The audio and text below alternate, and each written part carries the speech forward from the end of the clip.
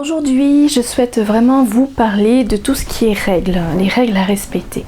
Alors, cet espace est vraiment un espace sacré où on a vraiment cet amour authentique, cette magie, cette puissance de la création, de l'amour divin, de cette lumière, de cette connaissance, de cette sagesse, de cette pureté. Et l'idée est de quand même ne pas souiller cet espace et de vraiment aller dans cette connexion avec beaucoup de respect. Et pour ne pas souiller cet espace, il y a quand même des règles à respecter.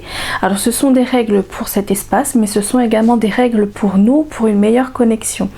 Et la première règle que j'ai à vous donner aujourd'hui, c'est vraiment... il s'agit du taux vibratoire. Donc comme j'ai déjà expliqué, le taux vibratoire nous permet de mieux calibrer notre fréquence à cet espace où nous souhaitons connecter. Et dans le cas où nous consommons de l'alcool, des drogues, et bien forcément on interfère sur notre taux vibratoire et nous n'allons pas connecter les bons espaces et les bonnes énergies. Donc il est conseillé de ne pas consommer d'alcool ni de drogue 24 à 48 heures avant une connexion. Ensuite, on a la connexion. Il est conseillé de le faire en utilisant le nom légal et la volonté de la personne. On ne va pas consulter des annales akashiques d'une personne lambda sans son autorisation. Donc avoir son autorisation est hyper important pour pouvoir y naviguer. Tout simplement parce qu'il y a une histoire de respect. On ne va pas ouvrir tout le livre d'une vie d'une personne sans consulter cette personne. Et puis de toute façon, on n'est pas, comment dire, les seigneurs des dossiers ne nous donneront pas cette opportunité d'aller visiter. On aura vraiment un écran noir parce que on n'a pas respecté les consignes et on peut être banni de cet espace et des informations quand on ne respecte pas les règles et on ne respecte pas les règles à la longue.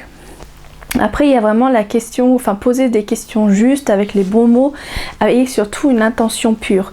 Donc ne pas poser les questions dans le sens où on veut nuire à la personne, où on veut aller dans la manipulation, où on veut aller dans la découverte de secrets pour justement faire du chantage. Donc voilà, il y a vraiment ce côté-là qui est également à prendre en compte. Et puis il y a tout le terme du respect, le respect du consultant, le respect de soi-même, le respect de l'information qu'on va recevoir, le respect de cet espace. Et prendre en compte également de la responsabilité qu'on a à cette utilisation. On se connecte aux lectures akashiques, on a des informations, mais qu'est-ce qu'on va en faire de ces informations? Donc voilà, il est bon de prendre connaissance de cela aussi parce que l'idée... et l'intention qu'on a quand on se connecte aux annales akashiques, c'est venir avoir des informations pour permettre notre propre évolution personnelle. Et quand on a ces informations-là, qu'est-ce qu'on en fait? Ou les informations qui révèlent certaines mémoires, qu'est-ce qu'on en fait? Donc là, cela relève de notre propre responsabilité de choisir ce qu'on veut faire ensuite avec tous ces éléments. Et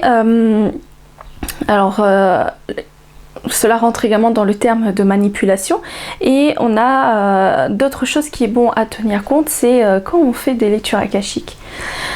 Et ça ne remplace pas un médecin, ça ne remplace pas la voyance, ça ne remplace pas une psychothérapie. Vous allez avoir des informations pour votre propre développement personnel, votre propre guérison spirituelle, mais tout ce qui est lié à vraiment à la thérapie, la médecine, la consultation pour avoir un traitement, il est bon d'aller voir les médecins. Cela peut compléter et vous aider à gérer les émotions et libérer certaines choses, mais cela ne remplace pas forcément une consultation chez le médecin ou chez un psychothérapeute. Après, il est bon aussi de savoir, quand on consulte les lectures akashiques et que nous sommes vraiment dans cette recherche de futurs potentiels, alors on n'a pas de prédiction, il n'y a pas de la voyance ou de la prédiction, on a des différents champs potentiels, on a différentes lignes de temps qui se modifient, qui s'orientent, qui se jouent en fonction des choix qu'on fait dans l'instant présent. Donc à chaque instant, on a ces lignes qui se modifient et qui évoluent. Et le fait d'aller voir ces futurs potentiels nous montre les champs des possibles, mais n'est pas vraiment à l'origine du choix que nous devons faire. Tout est lié à notre propre libre arbitre.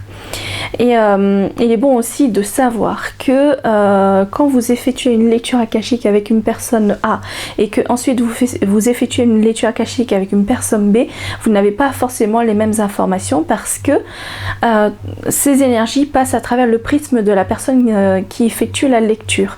Et en fonction de son prisme, il y a la prise en compte de ses connaissances, de tout son savoir, de sa médecine intérieure, de toutes ses expériences, et elle va venir retransmettre ces informations en fonction de son propre prisme. Et comparer n'est pas non plus quelque chose qu'on peut tenir compte quand on effectue des lectures akashiques. Il faut vraiment plutôt voir cela comme